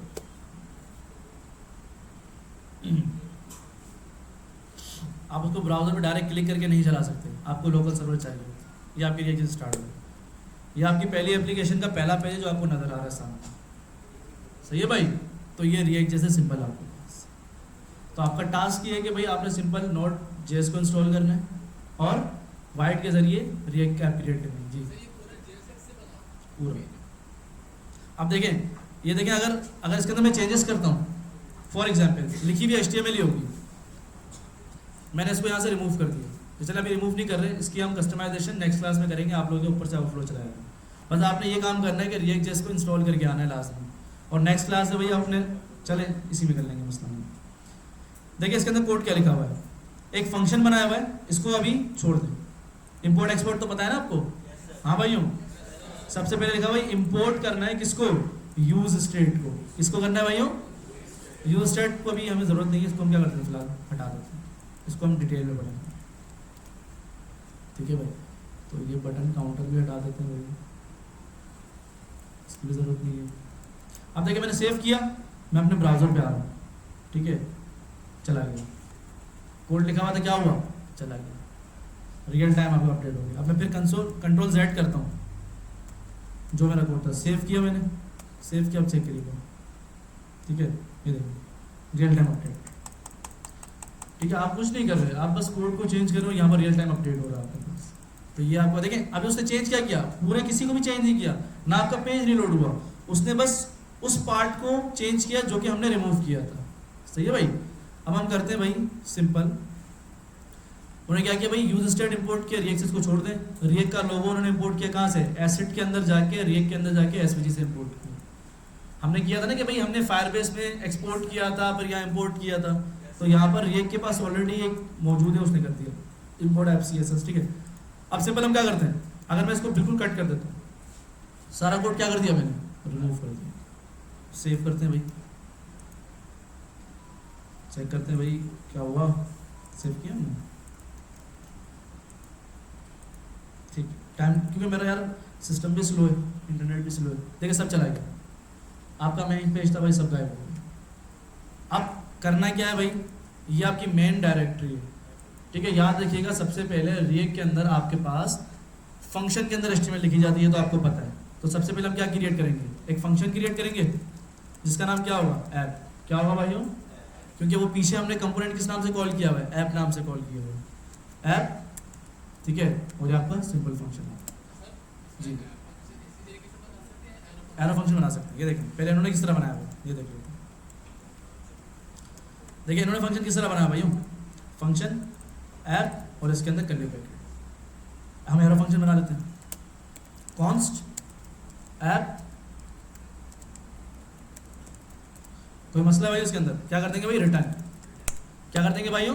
रिटर्न, सिंपल, और कुछ नहीं करना। अब मैं अगर इसके अंदर रिटर्न के अंदर HTML लिख सकता हूँ आराम से, क्या लिखूंगा भाई? ptag हेलो वर्ल्ड, ठीक है, सिंपल मैंने हेलो वर्ल्ड लिख दिया। अच्छा, इसको एक्सपोर्ट भी किया हुआ था, एक्सपोर्ट डिफॉल्ट ऐप। इसको मैं बाद में बताऊंगा कि अभी एक्सपोर्ट हमने क्यों किया। ये लिखा हुआ था ना export default app, okay, default, सही है भाई। हमेशा याद रखना कि आपने वहाँ पर पीछे ऐप को इस्तेमाल किया हुआ था, तो यहाँ से एक्सपोर्ट तो करना पड़ेगा ना आपको, बट एक्सपोर्ट डिफॉल्ट वगैरह मैं आपको डिटेल में समझाऊंगा। सिंपल, जब कभी भी आप एक कंपोनेंट बनाते हैं तो सबसे पहले आपको क्या बनाना पड़ता है? फंक्शन बनाना पड़ता है। क्या बनाना पड़ता है भाइयों? उसके बाद आपने रिटर्न लाजमी लिखना होता है। देन आप आ गए भाई यहाँ पर आपकी ऐप पे, ठीक है भाई, हेलो, यस।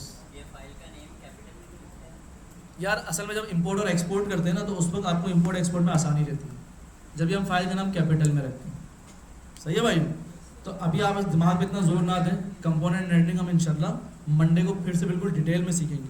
ऐप जेस के अंदर हम पूरा कोशिश करेंगे कि इंशाल्लाह मंडे वाले दिन हम कोई फिग्मा का लेआउट बनाएंगे इसके ऊपर, ठीक है भाई। पूरा मैं आपको कंपोनेंट रेंडरिंग समझाऊंगा कि भाई किस तरह होती है, ठीक है, एक जगह से दूसरी जगह डेटा किस तरह हम भेजते हैं, ठीक है, बिल्कुल सिंपल, हम बिल्कुल स्मूथ तरीके से चलेंगे। मगर आपने मेन काम घर पे जाके ये करना है भाई कि जो पिछले असाइनमेंट है उसको कंप्लीट करना, ठीक है। वीकेंड में बैठे कंप्लीट करें जो फायरबेस के असाइनमेंट है, React के चक्कर में उसको नहीं छोड़ दीजिएगा, ठीक है। देन आपने सिंपल Node.js इंस्टॉल करनी, गिटहब को देख लीजिए कोड किस तरह पुश किया जाता है, अच्छा एक काम करते हैं, हम इस कोड को पुश करके देखें फाइनल। हम आते हैं भाई गिटअप पे। क्या यार भाई क्या कौन बुला रहा है? क्यों हैं? मैंने कब कहा भाई बैठो, अगर जा रहे हो तो जाओ, नेक्स्ट क्लास में नहीं आना। यस बिल्कुल ऐसा देखें, बताता हूँ। यहाँ आप देख रहे हैं फाइल का नाम क्या लिखा हुआ है, app.jsx। JSX कहती है कि भाई आप जावास्क्रिप्ट का जो फंक्शन होता है ना उसके अंदर HTML को लिख सकते हैं, तो हम रिटर्न के अंदर HTML लिखते हैं, तो इसे हम कहते हैं JSX। सही है, हाँ CSS भी लिख सकते हैं, उसकी अलग फाइल लेके बनाई हुई है। ये अगर फॉर एग्जांपल मेरा अलग कोई फाइल होगी, जैसे मेरा कंपोनेंट button.jsx button.css, ठीक है, फिर हम उसकी स्टाइलिंग उस बटन के अंदर करेंगे। सही है भाई, फिर इसके अंदर हम सीखेंगे style.module.css, वो इस्तेमाल किया जाता है प्रोफेशनल, कभी भी इस तरह app.css या index.css इस्तेमाल नहीं की जाती। हर कंपोनेंट की अलग CSS लिखी जाती है कि जब कभी मुझे चेंज करना हो मैं सिर्फ उस पर्टिकुलर कंपोनेंट की CSS चेंज करूँगा। सही है भाई, तो आपका टास्क है कि भाई आपने क्या करना है, React.js को इंस्टॉल करके आना है, ठीक है, प्रॉपरली।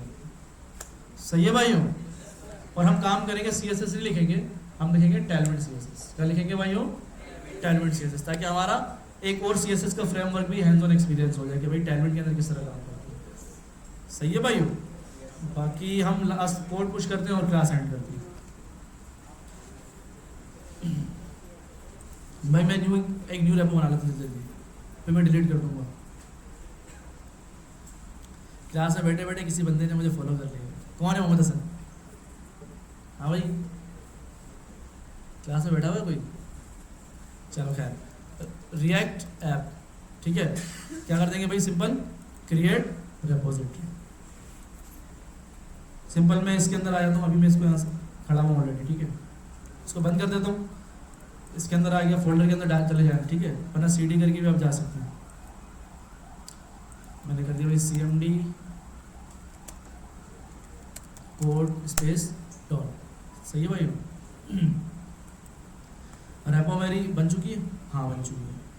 फर्स्ट रूल हमने क्या करना है, सबसे पहले गेट इनिट करना है। आपके लिए फर्स्ट रूल है कि आपने क्या करना है, इनिशियलाइज करवाना है। सही है भाई, बंद कीजिए भाई, ठीक है, तो टाइम सिंपल भाई, तो भाई ये कहाँ से इंस्टॉल करेंगे, वाइट से इंस्टॉल करेंगे। सही है, सिंपल, वो आपसे यस पूछेगा, फिर आपसे आपके पैकेज का नाम पूछेगा, ठीक है, आपने बताना है। पहले बार जब आप रिएक्ट को इंस्टॉल करके चलाएंगे ना, आपको बड़ा अच्छा लगेगा, इतना अच्छा इंटरफेस आता है। अक्सर देखा बच्चे लिंक्डइन के ऊपर क्या करते हैं कि जब रिएक्ट स्टार्ट होती है ना, वो क्या करते हैं कि भाई रिएक्ट इंस्टॉल कर लिए, लिंक डाल दिया, I am happy to share, I am starting React.js। Ahmed तो सबसे पहले डालेगा, अहमद ना, अच्छा चेंज कर दिया, सही है। तो भाई देखें हमारे पास इंटरफेस आ चुका है। सबसे पहले हम क्या करेंगे, गेट, क्या करेंगे भाइयों, अच्छा मैं इसको अनइंस्टॉल कर दूंगा, ठीक है,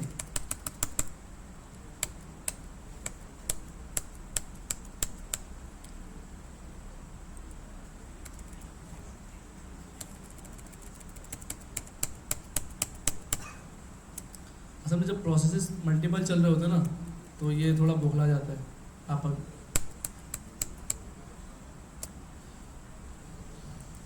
खैर, तो भाई आपने वही फॉलो करना है कि सबसे पहले एडिट करना है, ऐड डॉट करना है, तो ये साफ चल जाए तो फिर हम स्टार्ट करते हैं। चलिए ठीक है भाई,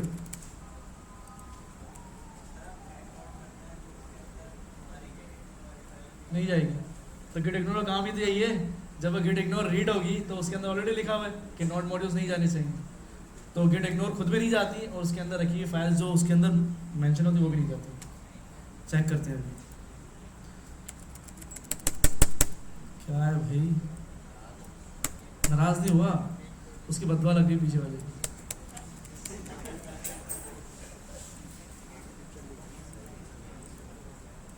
भाई दुआ दे दो यार। चलो भाई चल गया। छोड़े, चल के यहाँ देख ले भैया सारे। सबसे पहले क्या करना है, गेट इनिट, इनिशियलाइज हो चुका है, गेट ऐड स्पेस। अब देखिए कितनी सारी फाइल्स हैं, तो अब वहाँ पर एक फाइल के तो काम नहीं होगा, बहुत सारी फाइल्स हैं। ऐड, हाँ थोड़ी इधर उधर निकल जाती है, सही है भाई। अब देखिए बहुत सारी फाइल्स थी तो उसने टाइम लिया ऐड होने के लिए, सही है। तो आप सिंपल स्टेटस चेक करने की जरूरत नहीं है, आप लोग चेक करना चाहें तो कर लीजिए। हम डायरेक्ट क्या करेंगे, commit, commit -m first react app, ठीक है भाई। तो कमिट दिल जा रहा है। अब जितनी फाइल्स आपकी ज़्यादा होंगी ना तो कमिट पे टाइम लेगा आपके पास। अभी फाइल्स कम थी तो उसने टाइम कम लिया। तो देखिए सारी फाइल्स क्या कर दी, कमिट कर दी। चेक करते हैं भाई। अब उसके बाद क्या करना है, हमने इनिशियलाइज करवाना है किसको, अपनी रेपोजिटरी को। तो सिंपल आते हैं भाई, कौन सी रेपोजिटरी है, ये गिट रिमोट ऐड हो गई भाई। अब क्या करना है, सिंपल गेट पुश। ओके भाई, बता दो ब्रांच, हाँ मास्टर्स नहीं कर दो फिलहाल।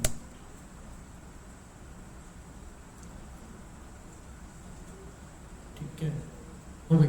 चेक करते हैं,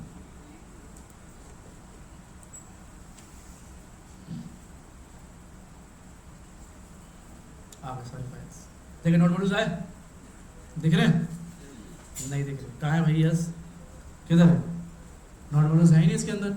और जब आप इसको डाउनलोड करेंगे ना यहाँ से, तो उसके बाद जब आप डाउनलोड कर लेंगे तो आपके पास सेम फोल्डर आएगा SMIT बैच 11। तो आपने CMD में जाना है, सबसे पहले क्या करना है, npm इंस्टॉल चलाना है। तो जितने इस आपके प्रोजेक्ट के अंदर पैकेजेस इंस्टॉल होंगे सारे नोट मॉड्यूल्स को क्या कर देगा, इंस्टॉल होगा।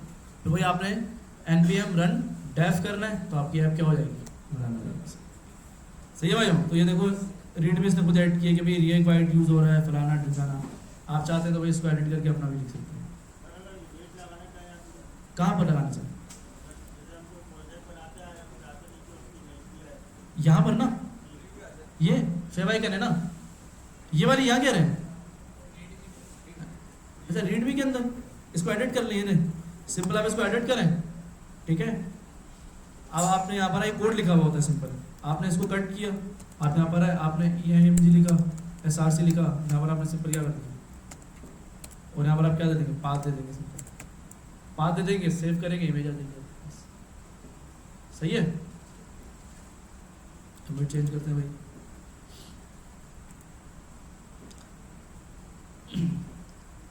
ये देखो बन गई, ये आपके पास बन गई। अब वो इमेज दिखाना चाहते हैं भाई, लैंडस्केप क्या दिखा भाई, प्रोजेक्ट या फूड पैंडा, ठीक है भाई, ये आ गया आपके पास।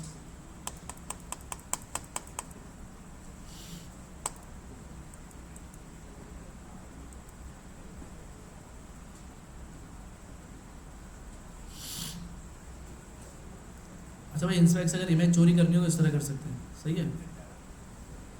ये आया, इस पर क्लिक किया आपने, इसने URL दिया, आपने ये उठा लिया, ठीक है।